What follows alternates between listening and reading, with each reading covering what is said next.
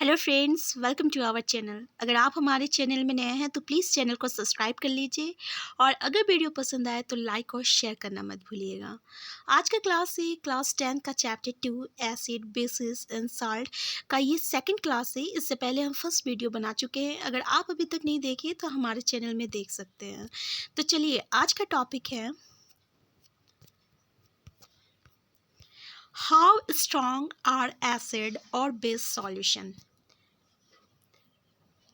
कोई भी एसिड जो है वो कितना स्ट्रॉन्ग होता है या कोई बेस जो है वो कितना स्ट्रॉन्ग होता है। एसिड बेस इंडिकेटर जो है ये बताता है कि कोई एसिड है, कौन बेस है। ठीक है, तो ये हाइड्रोजन आयन और OH आयन के कॉन्सेंट्रेशन पे बताता है। अगर हाइड्रोजन आयन का कॉन्सेंट्रेशन ज़्यादा है इसका मतलब क्या है, वो स्ट्रॉन्ग एसिड है। अगर हाइड्रोजन आयन का कॉन्सेंट्रेशन कम है इसका मतलब क्या हुआ, वो वीक एसिड है। इस तरीके से एसिड जो है ये दो प्रकार के होते हैं, एक होता है स्ट्रॉन्ग एसिड और एक होता है आपका वीक एसिड। और इसी तरह आपका बेस भी जो है ये दो प्रकार का है, एक होता है स्ट्रॉन्ग बेस, एक होता है वीक बेस। मतलब जितना ज़्यादा हाइड्रोजन आयन का कॉन्सेंट्रेशन रहेगा उतना ही ये स्ट्रॉन्ग एसिड रहेगा, और जितना ही कम हाइड्रोजन आयन का कॉन्सेंट्रेशन रहेगा वो क्या रहेगा, आपका वीक एसिड रहेगा। और यहाँ पे क्या होता है, अगर OH का कॉन्सेंट्रेशन ज़्यादा रहेगा तो आपका क्या रहेगा, स्ट्रॉन्ग बेस रहेगा। और अगर OH का कॉन्सेंट्रेशन अगर कम रहेगा तो क्या रहेगा, ये वीक बेस रहेगा। तो इस तरीके से एसिड जो रहता है ये भी दो प्रकार का होता है और बेस भी जो है ये भी दो प्रकार का है, एक स्ट्रॉन्ग एसिड और एक स्ट्रॉन्ग वीक एसिड, और एक है बेस में एक स्ट्रॉन्ग बेस और वीक बेस। तो इसका जो कॉन्सेंट्रेशन होता है, आपका हाइड्रोजन आयन का कॉन्सेंट्रेशन जो है हम लोग यूनिवर्सल इंडिकेटर से पता कर सकते हैं कि कितना अमाउंट ऑफ आपका कॉन्सेंट्रेशन है हाइड्रोजन आयन का। यूनिवर्सल इंडिकेटर जो है ये मिक्सचर है आपका सेवरल इंडिकेटर का। It is a mixture of several indicator. Universal indicator show करता है different colour at different concentration of hydrogen ion. यानी जितना जैसा हाइड्रोजन आयन का कॉन्सेंट्रेशन रहेगा उसी के अकॉर्डिंग ये कलर शो करता है। यानी ये डिफरेंट कॉन्सेंट्रेशन में डिफरेंट कलर को शो करता है। इस तरीके से हम लोग कॉन्सेंट्रेशन हाइड्रोजन आयन का फाइंड आउट कर सकते हैं कि कौन स्ट्रॉन्ग एसिड है और कौन वीक एसिड है। A scale for measuring hydrogen ion concentration in a scale called pH scale has been developed। तो एक स्केल है जिसको हम लोग pH स्केल कहते हैं और ये हाइड्रोजन आयन का कॉन्सेंट्रेशन को मेजरमेंट करता है। P जो रहता है pH में, इसका मतलब होता है पोटेंज। जर्मन में इसको हम लोग क्या कहते हैं, power, in German meaning power. PH scale जो है ये मेज़र करता है जनरली फ्रॉम 0 to 14 रहता है। 0 जो रहता है ये वेरी एसिडिक रहता है और 14 जो रहता है वेरी अल्कलाइन रहता है। जैसे कि इस स्केल में देखिए ये 7 जो है ये न्यूट्रल है और 7 to 0 जो रहेगा इसका एसिडिक नेचर जो रहेगा वो इंक्रीज होते रहता है, और 7 to 14 जो रहता है आपका बेसिक नेचर इंक्रीज होता है। तो अगर एसिडिक नेचर इंक्रीज हो रहा है तो हाइड्रोजन आयन का कॉन्सेंट्रेशन भी आपका इंक्रीज होगा, और अगर यहाँ पे बेसिक नेचर इंक्रीज हो रहा है तो यहाँ पे OH का कॉन्सेंट्रेशन आपका इंक्रीज होगा और हाइड्रोजन आयन का कॉन्सेंट्रेशन डिक्रीज हो रहा है। ठीक है, तो 0 है तो ये क्या है, स्ट्रॉन्ग एसिड है, और 0 जैसे जैसे ये 7 तक जा रहा है इसका एसिडिक जो है वो डिक्रीज होते जा रहा है। इस तरीके से ये क्या हो जाएगा, एक जगह आके वीक एसिड हो जाएगा। और इसी तरह आपका 14 जो है ये आपका स्ट्रॉन्ग बेस है, और 7 से जब इंक्रीज कर रहा है तो ये क्या कहलाएगा, आपका वीक बेस कहलाएगा। Value less than 7 on the pH scale represented acidic solution. यानी 7 से अगर नीचे है वैल्यू पीएच स्केल में तो वो कैसा सॉल्यूशन है, एसिडिक सॉल्यूशन है, मतलब एसिडिक नेचर का है। अगर आपका पीएच में 7 to 14 हो रहा है यानी 7 से इंक्रीज कर रहा है तो वो कैसा नेचर का रहेगा, बेसिक नेचर का रहेगा। अगर आपका 7 to 0 जा रहा है इसका मतलब क्या हुआ, हाइड्रोजन आयन का कॉन्सेंट्रेशन आपका इंक्रीज कर रहा है। जितना वैल्यू कम है उतना ही आपका हाइड्रोजन आयन का कॉन्सेंट्रेशन ज़्यादा रहेगा। इस तरीके से हम लोग क्या फाइंड आउट कर सकते हैं कि कौन स्ट्रॉन्ग एसिड है और कौन स्ट्रॉन्ग बेस है। देखिए किस तरीके से अलग अलग कलर अलग अलग पीएच स्केल में शो करता है। जैसे कि लेमन जूस है, इसका 2.2 पीएच है, तो ये डिफरेंट कलर शो कर रहा है। इसी तरह प्योर वाटर या ब्लड है, ये आपका डिफरेंट कलर शो करता है 7.4 में। गैस्ट्रिक जूस 1.4 है, जो कि ऑरेंज कलर शो कर रहा है आपको। तो इस तरीके से क्या होता है कि अलग अलग कलर शो करता है अलग अलग पीएच वैल्यू में, और इससे हम लोग फाइंड आउट कर सकते हैं कि कौन स्ट्रॉन्ग एसिड है, कौन स्ट्रॉन्ग बेस है। Strength of acid and bases depend on the number of hydrogen ion concentration and OH ion produced. देखिए क्या है ना, एसिड जो रहता है इसको हम लोग और ऐसे भी डिफाइन कर सकते हैं, केमिकली डिफाइन कर सकते हैं कि acid is a compound which produces hydrogen ion and base is a compound which produces OH ion concentration. तो आपका स्ट्रेंथ जो रहता है एसिड का और बेस का, ये किस पे डिपेंड कर रहा है? ये आपका हाइड्रोजन आयन पे डिपेंड कर रहा है और OH आयन पे डिपेंड कर रहा है, क्योंकि जितना ज़्यादा एसिडिक रहेगा उतना ही ज़्यादा ये हाइड्रोजन आयन प्रोड्यूस करेगा, और जितना ही कम उसका एसिडिक, जितना ही वीक एसिड रहेगा उतना ही कम ये हाइड्रोजन आयन कॉन्सेंट्रेशन करेगा। और ऐसे ही जस्ट इसके अपोजिट, जितना ही स्ट्रॉन्ग ये बेस रहेगा उतना ही ज़्यादा ये OH आयन ये प्रोड्यूस करेगा। Next topic, importance of pH in everyday life. अब देखिए ये पीएच का हम लोग के एवरीडे लाइफ में क्या इंपॉर्टेंस है। Are plant and animals pH sensitive? क्या प्लांट और एनिमल्स जो रहता है ये भी पीएच सेंसिटिव रहता है? तो देखिए हम लोग का बॉडी जो रहता है ये वर्क करता है एक पीएच रेंज में, यानी 7.0 टू 7.8 में। लिविंग ऑर्गेनिज्म जितने भी होते हैं ये सर्वाइव करता है एक नैरो रेंज ऑफ पीएच में। जैसे रेन वाटर का पीएच जो रहता है ये लेस देन 5.6 रहता है, इसलिए इसको हम लोग क्या कहते हैं, एसिड रेन कहते हैं। और अगर ये एसिड रेन जो है अगर रिवर में या वाटर में फ्लो करता है तो ये क्या होता है, उसका वाटर का पीएच को वो कम कर देता है, और इस तरीके से एक्वेटिक लाइफ जो रहता है उसका लाइफ जो रहता है आपका डिफ़िकल्ट हो जाता है। Acids in other planets. देखिए जो वेनस का जो एटमॉस्फेयर जो है वो white and yellowish clouds of sulphuric acid से बना हुआ है। किससे? तो सल्फ्यूरिक एसिड से बना है। तो क्या है, लाइफ पॉसिबल है? नहीं, ये एसिडिक में नेचर में लाइफ पॉसिबल नहीं है। What is the pH of the soil in your backyard? देखिए प्लांट में जो रहता है ना, इसको भी एक स्पेसिफिक पीएच रेंज चाहिए फॉर हेल्थी ग्रोथ के लिए। तो हम लोग to find out the pH required for the healthy growth of a plant, किसी भी प्लांट का पीएच कितना उसको पीएच वैल्यू चाहिए उसकी हेल्थी ग्रोथ के लिए, उसको हम लोग कैसे फाइंड आउट कर सकते हैं।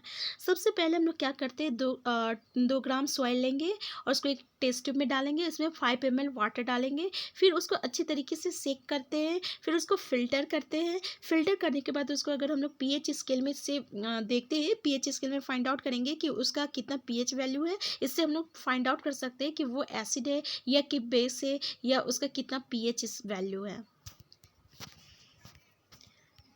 PH in our digestive system. It is very interesting to note that our stomach produces hydrochloric acid. It helps in the digestion of food without harming the stomach. During indigestion, the stomach produces too much acid and this causes pain and irritation. To get rid of this pain, people use bases called antacid. One such remedy must be suggested by you at the beginning of this chapter. This antacid neutralizes the excess acid. Magnesium hydroxide, a mild base, is often used for this purpose. देखिए क्या होता है कि हम लोग के stomach जो है, हम लोग जानते हैं कि ये हाइड्रोक्लोरिक एसिड प्रोड्यूस करता है और जो कि हम लोग डाइजेशन करता है फूड का। तो जब फूड डाइजेस्ट नहीं होता है यानी इनडाइजेशन के समय स्टोमक जो रहता है बहुत सारा एसिड प्रोड्यूस करता है, जिसके कारण पेन और इरिटेशन होता है। तो इस पेन से बचने के लिए हम लोग एक बेस यूज़ करते हैं जो कि एंटा एसिड कहलाता है, जो कि क्या करेगा, आपका एसिड को न्यूट्रलाइज कर देता है। यानी ये एंटा एसिड मतलब ये बेस ये किसको न्यूट्रलाइज करेगा, ये जो एक्सेस एसिड जो प्रोड्यूस कर रहा है आपका स्टोमक, उसको ये क्या करेगा, न्यूट्रलाइज कर देता है। जैसे कि मैग्नीशियम हाइड्रोक्साइड, इसको हम लोग मिल्क ऑफ मैग्नीशिया भी कहते हैं। ठीक है, ये एक तरह का माइल्ड बेस है जो कि हम लोग यूज़ करते हैं as a antacid. Next topic, pH change as the cause of tooth decay. Tooth decay starts when the pH of the mouth is lower than 5.5. tooth enamel made of calcium hydroxyapatite, a crystalline form of calcium phosphate, is the hardest substance in the body. It does not dissolve in water, but is corroded when the pH in the mouth is below 5.5. Bacteria present in the mouth produce acid by degradation of sugar and food particles remaining in the mouth after eating. The best way to prevent this is to clean the mouth after eating. Using toothpaste, which are generally basic for cleaning the teeth, can neutralize the excess acid and prevent tooth decay. देखिए, tooth जो है ये इसका DK जो होता है अगर mouth का पीएच जो है 5.5 से कम होता है। इनेमल जो रहता है ये आपका हार्डेस्ट सब्सटेंस रहता है बॉडी का, ये आपका कैल्शियम हाइड्रोक्सी एपेटाइट से बना हुआ रहता है जो कि क्रिस्टलाइन फॉर्म है कैल्शियम फॉस्फेट का। इसका मतलब ये डिजॉल्व नहीं होता है वाटर में। लेकिन जब पीएच माउथ का 5.5 से कम होता है तब ये क्लोराइड हो जाता है, ठीक है, क्लोराइजन हो जाएगा इसमें। कौन? तो ये आपका कैल्शियम हाइड्रोक्सी एपेटाइट। बैक्टीरिया जो प्रेजेंट रहता है माउथ में वो क्या करेगा? एसिड प्रोड्यूस करेगा by degradation of sugar and food particles remaining. जो फूड पार्टिकल्स प्रेजेंट है उसको डिग्रेड करके, उसका डिकम्पोज करके ये क्या करेगा? एसिड प्रोड्यूस करने लगेगा। तो इससे बचने के लिए हम लोग क्या करते हैं? माउथ को क्लीन करते हैं। तो जो हम लोग टूथपेस्ट यूज़ करते हैं ना वो बेसिक नेचर का रहता है। तो ये बेसिक क्या करता है? न्यूट्रलाइज कर देता है जो कि एक्सेस एसिड हम लोग का माउथ में प्रोड्यूस हो रहा है और इस तरीके से ये टूथ को डीके होने में प्रिवेंट करता है। Self defence by animals and plants through chemical welfare. अगर हम लोग को हनी भी अगर स्टंग करता है तो वो क्या करता है कि एक एसिड छोड़ता है और जिसके कारण हम लोग को पेन और इरिटेशन होता है। तब उस समय हम लोग एक बेस यूज़ करते हैं जैसे कि बेकिंग सोडा। ये क्या होता है? एक माइल्ड बेस होता है जो कि उसको क्या करता है? न्यूट्रलाइज कर देता है और हम लोग को पेन से रिलीफ मिलता है। Stinging hair of nettle lips inject methonic acid causing burning pain। देखिए यहाँ पे क्या है? Nature provides neutralisation options. Nettle जो है एक तरह का हार्बेसियस प्लांट होता है जो कि आपका जंगली प्लांट है और ये लिप्स, इसका लिप्स जो रहता है स्टिंगिंग है ये मतलब अगर गलती से भी लग जाएगा ये टच हो जाएगा तो ये एक पेनफुल रहता है क्योंकि ये जो है ये मेथोनिक एसिड प्रोड्यूस करता है, सिक्रेट करता है, ठीक है। तो एक traditional remedies rubbing the area with the leaf of the dog plant. एक डॉग प्लांट है, अगर इसको हम लोग रफ करते हैं तो हमको उससे रिलीफ मिलता है उस पेन से, और जो कि कहाँ ग्रो होता है? तो उसी के साइड में ग्रो होता है, उसी के साइड में ग्रो होता है। तो ये क्या करेगा? ये आपका बेस प्रोड्यूस करेगा और वो क्या करेगा? वो मेथोनिक एसिड जो प्रोड्यूस कर रहा उसको वो क्या करेगा? न्यूट्रलाइज कर देता है। कुछ नेचुरली ऑकरिंग एसिड्स है, देखिए जैसे कि आपका विनीगर जो है, ऑरेंज जो है, टैमारिंड जो है, टोमेटो जो है, ये किस तरीके का एसिड प्रोड्यूस करता है। जैसे विनीगर जो है ये एसिटिक एसिड है, ऑरेंज में कैसा एसिड रहेगा? तो सिट्रिक एसिड रहेगा, टैमारिंड में टार्ट्रिक एसिड रहेगा, टोमेटो में ऑक्जेलिक एसिड रहेगा, कर्ड में क्या रहेगा? लैक्टिक एसिड, लेमन में साइट्रिक एसिड और एंट स्टिंग में, नेटल स्टिंग में मेथोनिक एसिड रहेगा। More about salts. Family of salt. देखिए फैमिली ऑफ साल्ट मतलब क्या होता है? फैमिली मतलब एक ही ग्रुप का, अगर वो एक ही तरह का रेडिकल्स कंटेन कर रहा, मतलब अगर वो पॉजिटिव रेडिकल्स कंटेन कर रहा है तो वो एक फैमिली से बिलोंग कर रहा, अगर वो नेगेटिव रेडिकल्स कैरी कर रहा है तो वो क्या करेगा? वो एक फैमिली से बिलोंग करेगा। जैसे कि अगर सोडियम क्लोराइड है और सोडियम सल्फेट जो है ये सोडियम साल्ट के फैमिली से बिलोंग कर रहा। जस्ट इसके अपोजिट अगर ये सोडियम क्लोराइड है, पोटासियम क्लोराइड है, तो यहाँ पे दोनों में क्या है? क्लोरीन जो है ये नेगेटिव रेडिकल्स है, तो ये क्लोराइड साल्ट से फैमिली से ये बिलोंग करेगा। इस तरीके से अगर वो सेम पॉजिटिव रेडिकल कंटेन कर रहा है तो वो एक फैमिली से बिलोंग करेगा, अगर वो सेम नेगेटिव रेडिकल्स कैरी कर रहा है तो वो दूसरे फैमिली से बिलोंग करेगा। PH of salt. देखिए जो स्ट्रॉन्ग एसिड और स्ट्रॉन्ग बेस जो रहता है वो न्यूट्रल हो जाता है। अगर कोई स्ट्रॉन्ग एसिड लिए हैं हम लोग और स्ट्रॉन्ग बेस लिए हैं तो ये एक दूसरे को न्यूट्रलाइज कर देगा। अगर ये न्यूट्रलाइज कर देगा तो वो कैसा साल्ट देगा, वो न्यूट्रल साल्ट देगा, और इसलिए उसका पीएच वैल्यू कितना रहेगा, 7 रहेगा, क्योंकि 7 में क्या होता है कि न्यूट्रल हो जाता है। और जस्ट अदर हैंड में अगर हम लोग स्ट्रॉन्ग एसिड लेते हैं और वीक बेस लेते हैं तो इसके ऐसा रहेगा, एसिडिक रहेगा, तो इसका पीएच वैल्यू क्या रहेगा आपका, <7 रहेगा। अगर हम लोग स्ट्रॉन्ग बेस लेते हैं और वीक एसिड रहेगा तो वो कैसा रहेगा, बेसिक नेचर का रहेगा, और इसका पीएच वैल्यू जो रहेगा वो <7 रहेगा। यानी अगर हम लोग साल्ट कैसा यूज़ कर रहे हैं, अगर हम लोग साल्ट जो है अगर स्ट्रॉन्ग एसिड यूज़ कर रहे हैं और स्ट्रॉन्ग बेस यूज़ कर रहे हैं तो साल्ट कैसा रहेगा, न्यूट्रल रहेगा। अगर हम लोग स्ट्रॉन्ग एसिड यूज़ कर रहे हैं और वीक बेस यूज़ कर रहे हैं तो कैसा नेचर का रहेगा, साल्ट एसिडिक नेचर का रहेगा। अगर हम लोग स्ट्रॉन्ग बेस यूज़ कर रहे हैं और वीक एसिड यूज़ कर रहे हैं तो कैसा नेचर रहेगा, तो ये आपका बेसिक नेचर का रहेगा। यानी इसका वैल्यू 7 रहेगा, इसका <7 रहेगा और इसका <7 रहेगा।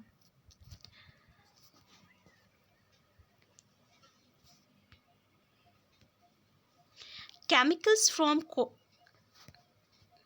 chemicals from common salt.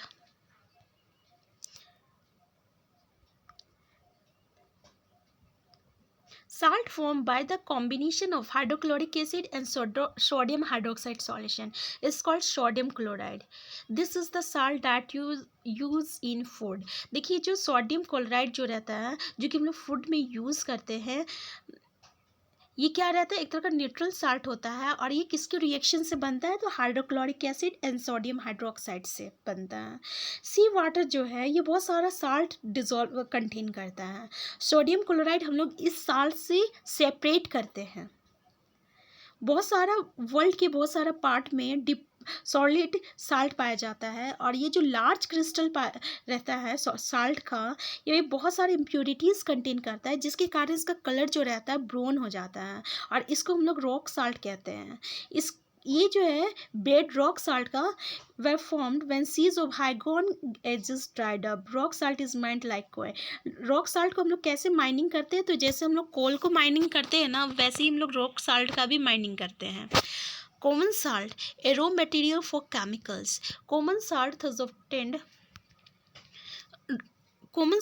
obtained is an important raw material for various materials of daily use such as sodium hydroxide, baking soda, washing soda, bleaching powder and many more. देखिए जो कॉमन साल्ट मिल रहा है ये एक तरह का important raw material है, जो कि हम लोग का डेली लाइफ में यूजेस होता है। जैसे हम लोग बेकिंग सोडा यूज़ करते हैं, वॉशिंग सोडा यूज़ करते हैं, ब्लीचिंग पाउडर यूज़ करते हैं। जैसे सोडियम हाइड्रोक्साइड है, जब हम लोग इलेक्ट्रिसिटी पास करते हैं आपका सोडियम क्लोराइड से, सोडियम क्लोराइड जिसको हम लोग ब्राइन कह रहे हैं, तो वो क्या करेगा, सोडियम क्लोराइड को डिकम्पोज कर देता है, एंड इस प्रोसेस को हम लोग क्लोर अल्कली प्रोसेस कहते हैं। क्लोर अल्कली प्रोसेस कहते हैं क्योंकि because of the product form chlor from chlorine and alkali for sodium hydroxide, क्योंकि यहाँ पे क्या हो रहा है, जो प्रोडक्ट बनता है वो क्लोरीन बन रहा है सोडियम क्लोराइड से, और क्या बन रहा है, alkali from sodium hydroxide. Chlorine gas जो इवॉल्व होता है at the anode and hydrogen gas at the cathode. देखिए क्लोरीन गैस कहाँ इवॉल्व हो रहा है, यहाँ पे एनोड में इवॉल्व हो रहा है, और हाइड्रोजन कहाँ गैस इवॉल्व हो रहा है, तो ये कैथोड में इवॉल्व हो रहा है। और ये जो प्रोडक्ट होता है ये काफ़ी यूज़फुल होता है, और ये जितनी भी प्रोडक्ट हो रहा है इसका अलग अलग यूजेस होता है, डिफरेंट यूजेस होता है। जैसे कि देखिए कैल्शियम ब्लीचिंग पाउडर में यहाँ पे जो क्लोरीन प्रोड्यूस हो रहा था by the electrolysis of sodium chloride यानी ब्राइन, ये क्लोरीन गैस को हम लोग ब्लीचिंग पाउडर का मैन्युफैक्चर में यूज़ करते हैं। ब्लीचिंग पाउडर प्रोड्यूस होता है जब हम लोग क्लोरीन को स्लैक लाइम के साथ यानी कैल्शियम हाइड्रोक्साइड के साथ रिएक्ट करवाते हैं, तब ब्लीचिंग पाउडर क्या होता है, CaOCl2 के होता है। ये कब बनेगा, जब कैल्शियम हाइड्रोक्साइड यानी स्लैक लाइम आपका रिएक्ट करता है क्लोरीन के साथ, तब तो ये क्या देगा, ब्लीचिंग पाउडर देगा। ठीक है। अब ब्लीचिंग पाउडर समझ में आ गया कि ब्लीचिंग पाउडर कैसे मिल रहा। तो जब कैल्शियम हाइड्रोक्साइड आपका क्लोरीन के साथ रिएक्ट कर रहा तब क्या दे रहा, ब्लीचिंग पाउडर दे रहा। अब ये ब्लीचिंग पाउडर का क्या क्या यूजेस है हम लोग के डेली लाइफ में। तो जैसे देखिए जो कॉटन और लिनन टेक्सटाइल इंडस्ट्री होती है ना, या पल्प पेपर फैक्ट्रीज में जो पल्प वुड पल्प हम लोग जो यूज़ करते हैं, सबसे पहले उसको हम लोग ब्लीच करते हैं। और जो क्लॉथ्स जो धोने के लिए आता है लॉन्ड्री में, तो उसको भी हम लोग क्या कहते हैं, ब्लीच करते हैं। ठीक है। तो इस तरह से ब्लीचिंग के लिए ब्लीचिंग पाउडर का यूज़ होता है इंडस्ट्री में।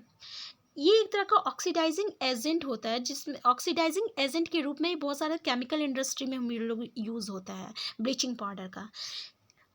Drinking water to free from germs. अगर वाटर जो रहता है अगर वो जर्म्स कंटेन करता है, तो इसको हम लोग ब्लीचिंग पाउडर यूज़ करते हैं ताकि उसको हम लोग यूज़फुल बना सके ड्रिंकिंग के लिए और जर्म्स फ्री बना सकें। Next topic, baking soda.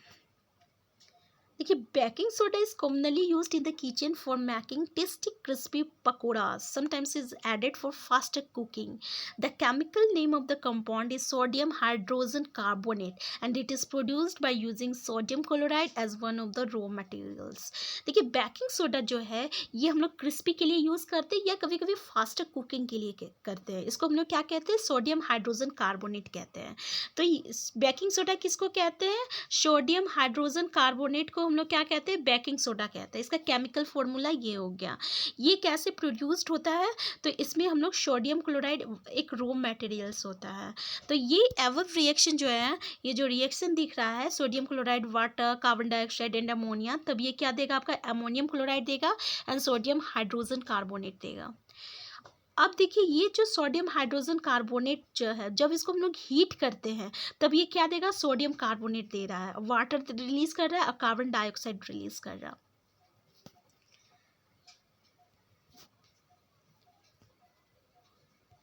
Sodium hydrogen carbonate has got various uses in the household. देखिए इसका बेकिंग सोडा यानी सोडियम हाइड्रोजन कार्बोनेट का क्या क्या यूजेस है।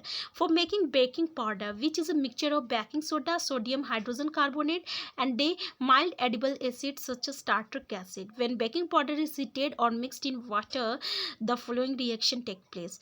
देखिए बेकिंग पाउडर को हम लोग किस में यूज़ करते हैं, बेकिंग पाउडर को, तो ये हम लोग ये किस बेकिंग पाउडर का, बेकिंग सोडा जो है ये बेकिंग पाउडर का फॉर्मेशन में यूज़ करते हैं।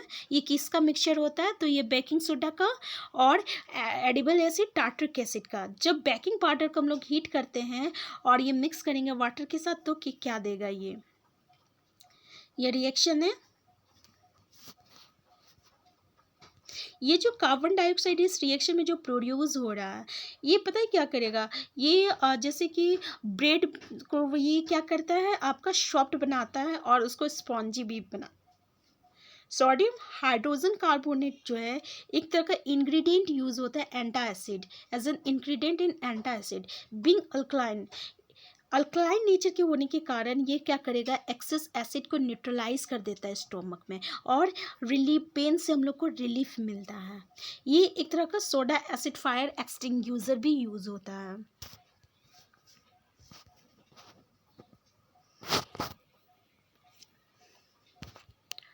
Other chemical that can be obtained from sodium chloride is washing soda। अब देखिए सोडियम क्लोराइड से हम लोग को क्या मिल रहा, वॉशिंग सोडा भी मिल रहा है। Sodium carbonate can be obtained by heating baking soda. Recrystallization of sodium carbonate gives washing soda। देखिए सोडियम कार्बोनेट को हम लोग जब हीट करते हैं, सोडियम कार्बोनेट मिलता है जब हम लोग बेकिंग सोडा को हीट करते हैं, तब हम लोग को क्या मिलेगा, यहाँ पे sodium carbonate gives washing soda. और ये क्या है, एक तरह का बेसिक साल्ट है। देखिए ये है आपका बेस वॉशिंग सोडा। यहाँ पे क्या होता है, रिक्रिस्टलाइजेशन होता है आपका सोडियम कार्बोनेट के साथ, तब ये क्या देगा, वॉशिंग सोडा देगा। और ये क्या है, एक तरह का बेसिक साल्ट है।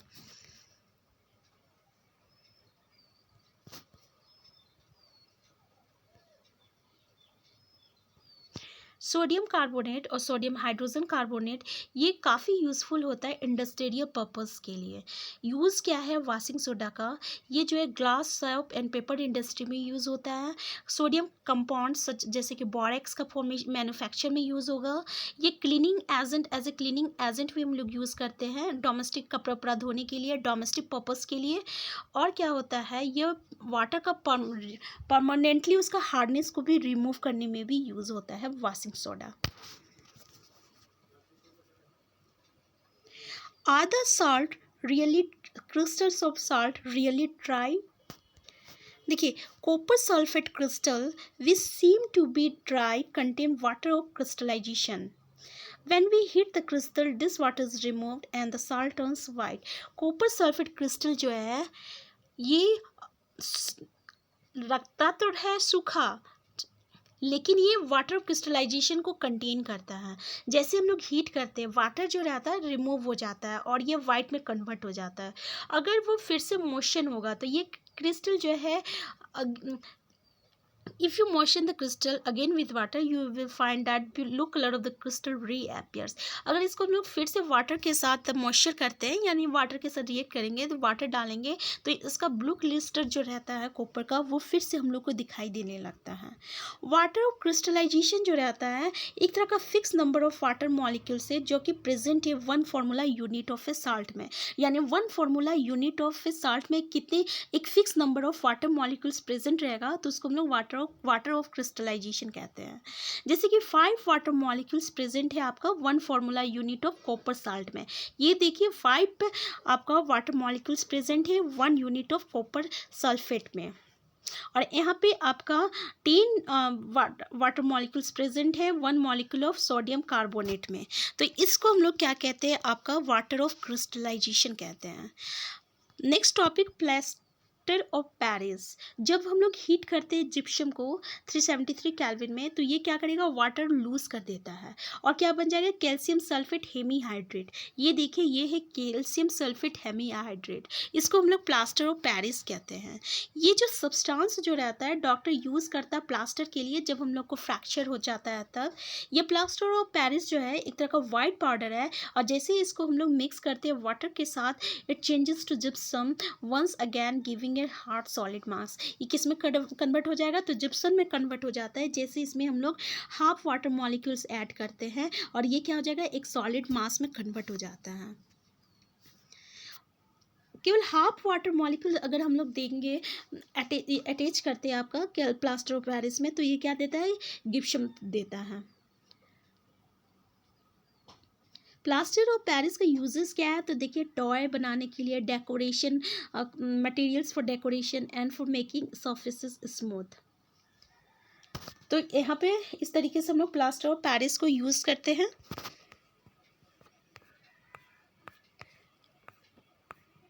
What you have learned, हम लोग क्या पढ़े कि एसिड बेस इंडिकेटर क्या है, ये मिक्सचर है डाइस का जो कि ये बताता है कि ये एसिड है या बेस है। एसिडिक नेचर जो रहता है सब्सटेंस का ये किसके कारण होता है हाइड्रोजन आयन कॉन्सेंट्रेशन के कारण होता है। जब कोई एसिड रिएक्ट करता है मेटल के साथ तो क्या इवॉल्व होता है हाइड्रोजन गैस इवॉल्व होता है और क्रॉसबॉन्डिंग साल्ट देता है। जब कोई बेस रिएक्ट करता है मेटल के साथ तो हाइड्रोजन गैस इवॉल्व होगा और क्या देगा क्रॉसबॉन्डिंग साल्ट देगा। जब कोई एसिड अगर रिएक्ट करता है मेटल कार्बोनेट या मेटल हाइड्रोजन कार्बोनेट के साथ तो क्रॉसबॉन्डिंग साल्ट देगा, कार्बन डाइऑक्साइड गैस देगा एंड वाटर देगा। एसिडिक और बेसिक सॉल्यूशन जो रहता है वाटर में ये इलेक्ट्रिसिटी कंडक्ट करता है क्योंकि ये हाइड्रोजन आयन और हाइड्रोक्साइड आयन कंटेन्स कर रहा। अगर ये आयंस कंटेन कर रहा तो वो क्या देगा इलेक्ट्रिसिटी कंडक्ट करेगा ही क्योंकि ये क्या कर रहा है आपका आयंस कंटेन कर रहा है, हाइड्रोजन आयन कंटेन्स कर रहा है और OH आयन कंटेन्स कर रहा है। इस तरह पॉजिटिव आयन और नेगेटिव आयन दोनों कंटेन कर रहा है तो ये क्या करेगा इलेक्ट्रिसिटी कंडक्ट करेगा। स्ट्रेंथ जो रहता है एसिड और अल्कली का ये हम लोग pH स्केल से इंडिकेट करते हैं। वो जितना तक रहता है 0 to 14 तक रहता है। कितना तक रहता है 0 to 14 तक रहता है। 0 जो रहता है वो स्ट्रॉन्ग एसिड रहेगा, 14 जो रहेगा वो स्ट्रॉन्ग बेस रहेगा। न्यूट्रल सॉल्यूशन कितना रहता है 7 रहता है। अगर कोई एसिडिक सॉल्यूशन है तो उसका pH जो रहेगा लेस देन 7 रहेगा। अगर कोई बेसिक सॉल्यूशन है तो उसका pH जो रहेगा मोर देन 7 रहेगा। हम जितने भी लिविंग विंग्स जो है ना उसकी जो मेटाबॉलिक एक्टिविटीज़ जो है वो एक ऑप्टिमल pH रेंज में ही वर्क करेगा। अगर हम लोग कॉन्सेंट्रेटेड एसिड और बेसिस को वाटर के साथ मिक्स करते हैं तो ये एक तरह का एक्सोथर्मिक प्रोसेस होता है, यहाँ पे हीट प्रोड्यूस होता है। एसिड और बेस जो है एक दूसरे को न्यूट्रलाइज करता है और एक कोरस्पॉन्डिंग साल्ट देगा और वाटर प्रोड्यूस करेगा। वाटर ऑफ क्रिस्टलाइजेशन क्या है, तो ये fix number of water molecules present, one formula unit of A salt. One formula unit of A salt में एक fix number of water molecules present रहेगा, उसको हम लोग क्या कहेंगे, वाटर ऑफ क्रिस्टलाइजेशन कहेंगे। Salt have various uses in everyday life and in industry. Salt का बहुत सारे यूजेस है हम लोग के लाइफ में भी और इंडस्ट्री में भी। तो इस तरीके से आज का क्लास ख़त्म होता है, पूरा चैप्टर ख़त्म हो गया। इससे आगे हम नेक्स्ट वीडियो में नेक्स्ट चैप्टर देखेंगे नेक्स्ट वीडियो में। अगर आपको वीडियो पसंद आए तो प्लीज़ आप लाइक कीजिए, शेयर कीजिए और अगर चैनल में नए हैं तो प्लीज़ चैनल को सब्सक्राइब कर लीजिए।